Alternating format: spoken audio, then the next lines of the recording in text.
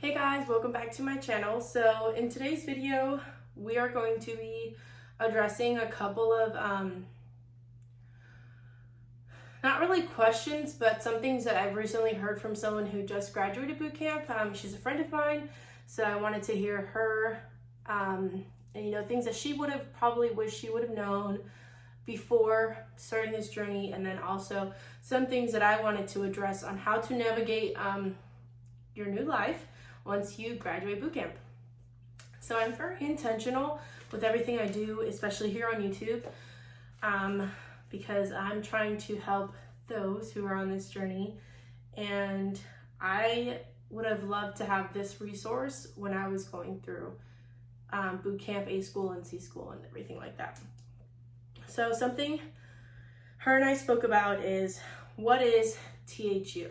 So THU is a temporary holding unit for those who have graduated, who don't really have orders to A school yet, who are being held at RTC for medical reasons. Honestly, there's a huge variety of reasons of why you're in holding. Not necessarily a bad thing, it's just like, it's just a little setback, and that's okay. Right now, people are being put in holding due to lack of orders.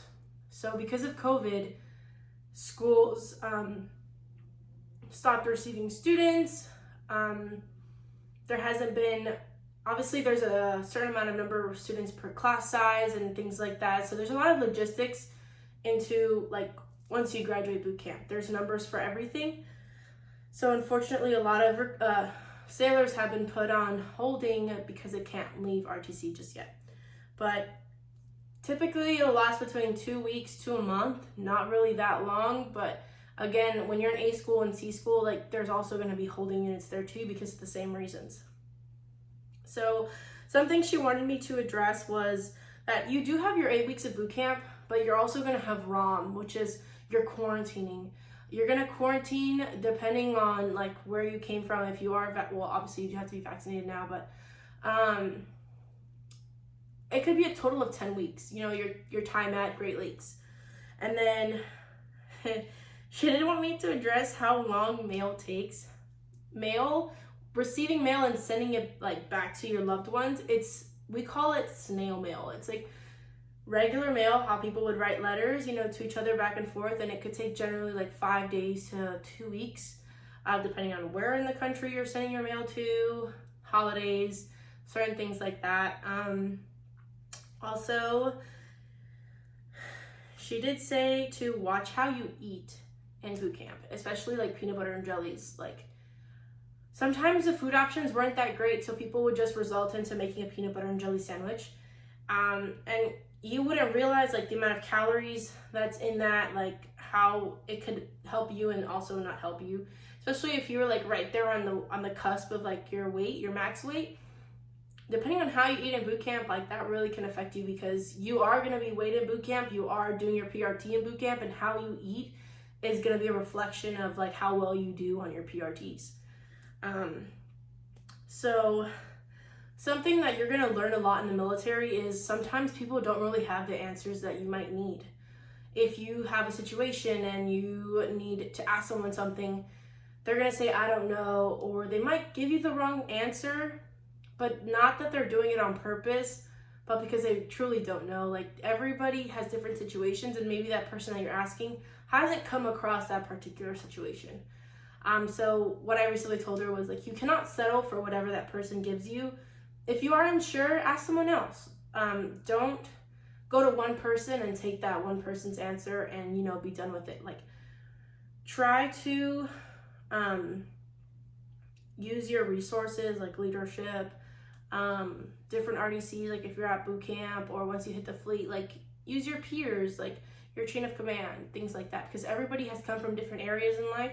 Everyone brings different things to the table. So again, what I went through, that person next to me probably hasn't gone through, so they don't really know how to answer the question that you might be asking. It really just varies and things like that. So for those of you that are U.S. residents, and you're not citizens yet, but you're a U.S. resident, Your process really starts in boot camp during P days, but unfortunately, not every RDC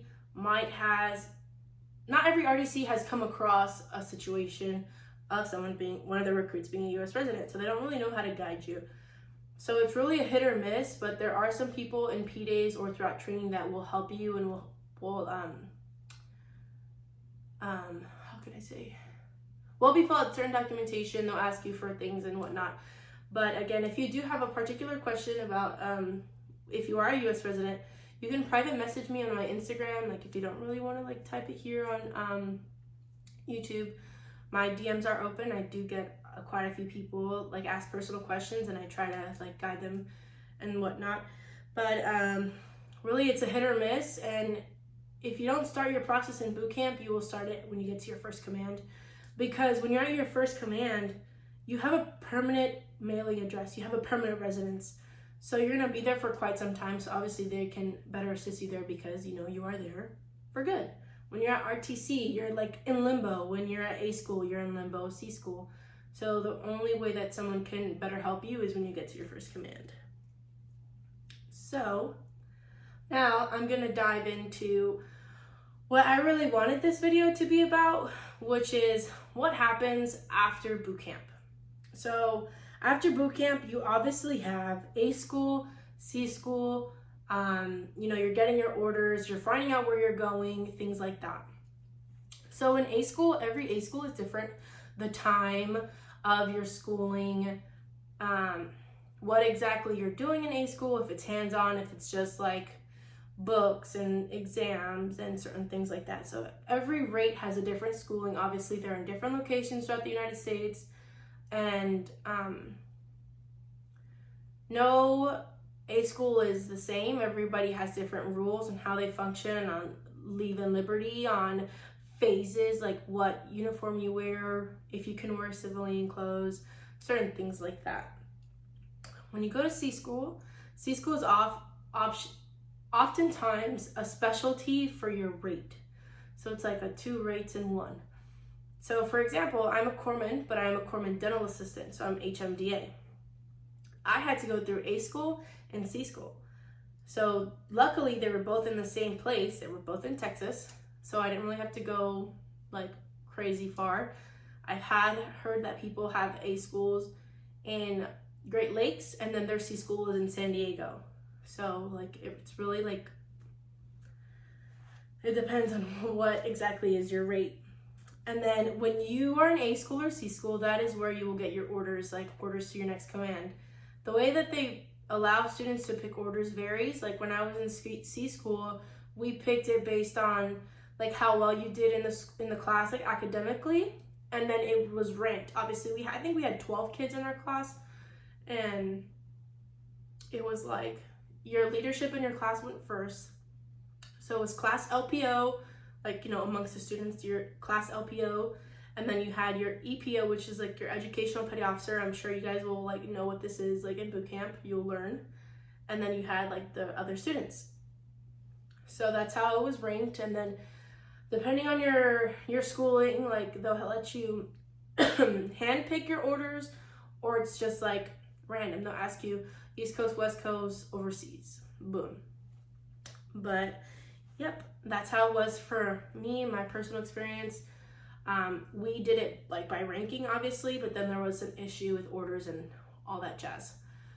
Unfortunately, like things that are taken into account, like I said earlier, it's like all logistical. So it's like money, if you are married, if you have children, all these things get put into account. Whether it's smart to move you overseas with a whole family, or maybe they'll just send that one sailor and then boom, you know. Then what I told myself I would do, when I hit the fleet, I would learn my job first. That to me is very important because that is your primary role. You have a job in the Navy, you need to fulfill it. You need to fulfill it to the best that you possibly can. Like, you need to put maximum effort. You need to really get to know your job because that's something you're going to be doing for the rest of your career in the Navy.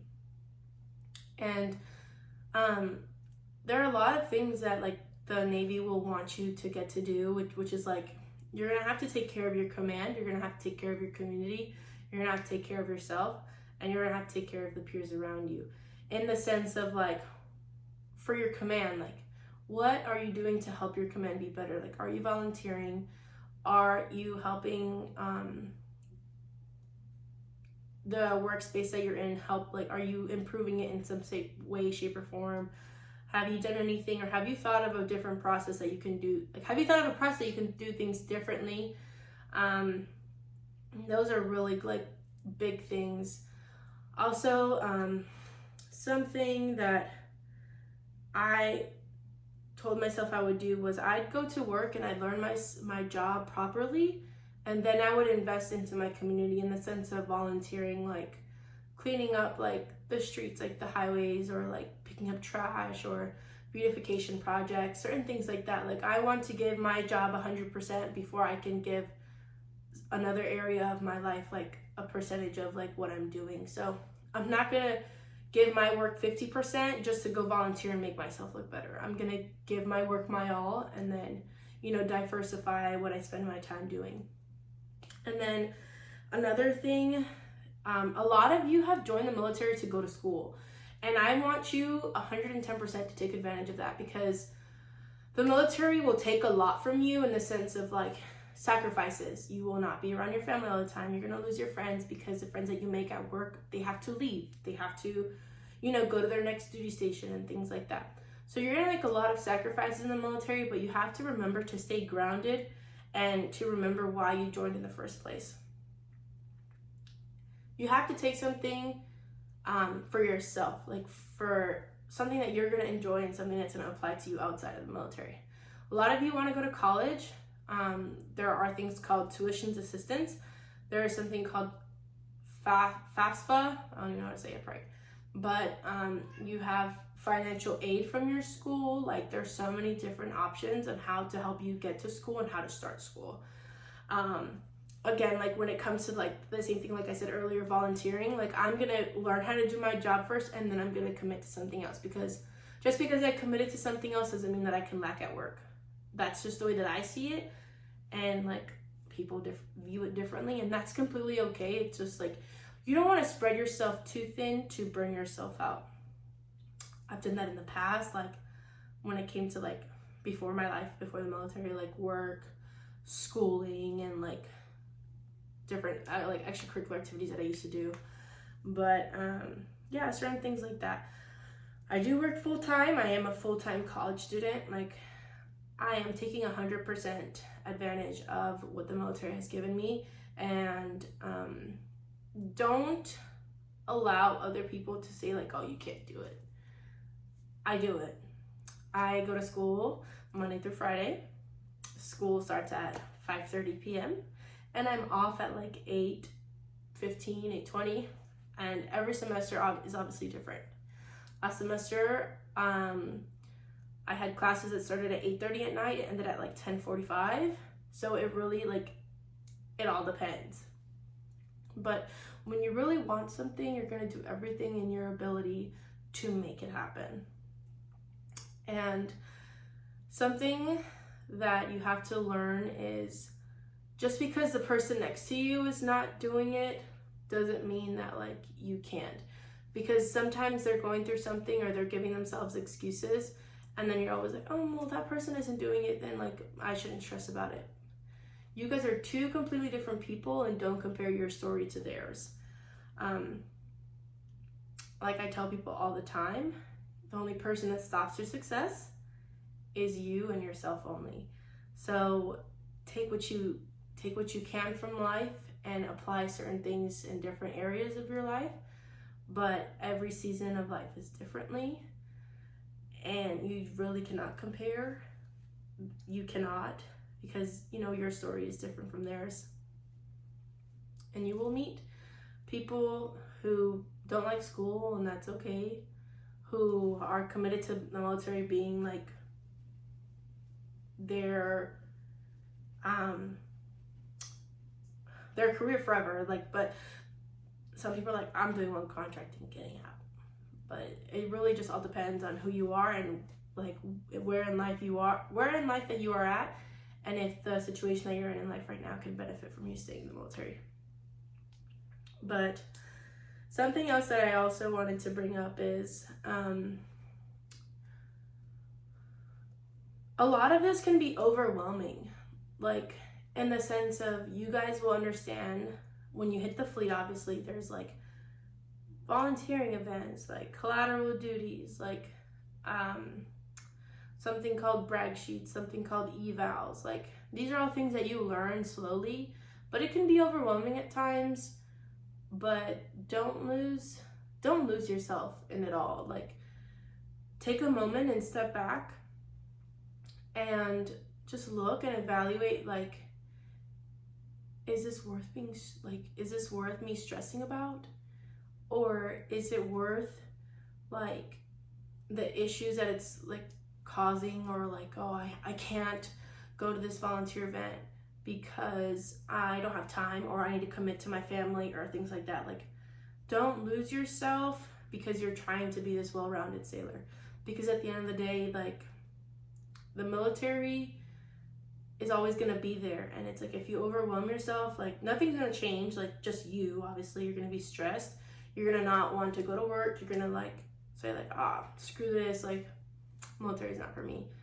But you just need to learn how to balance yourself. Like the military will always be there.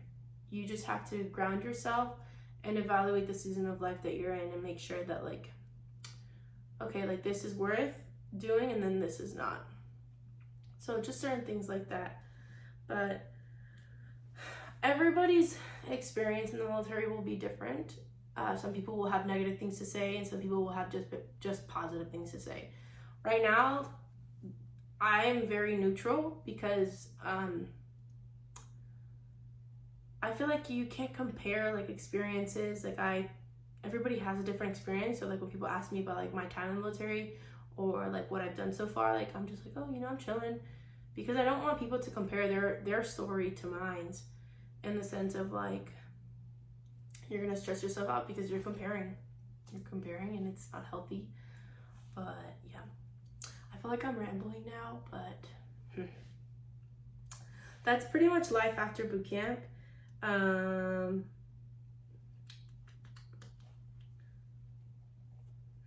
School orders in the fleet. Yeah, that's really all that I could say. And you need to make sure that you're not going crazy, in the sense of like, don't get yourself in harm's way. Like don't put yourself in a situation, don't add or take away from the population, don't do drugs, if you are underage, do not drink, certain things like that. Like don't ruin something that could be like a good thing for you. Like the military is a good thing for a lot of people. It's helped a lot of people, change their life around, but don't throw it all away for like a stupid decision. So don't go crazy once you hit the fleet. Like it's not worth it. Like the friends that you have, like them dragging you and taking you to parties or certain things like that, like it's not worth it. Just because it's fun right then and there doesn't mean that it's gonna be a good thing later on. And to every action there is an equal reaction. So, don't do that to yourself. Don't put yourself in a situation where you might regret it. But I think really that's it.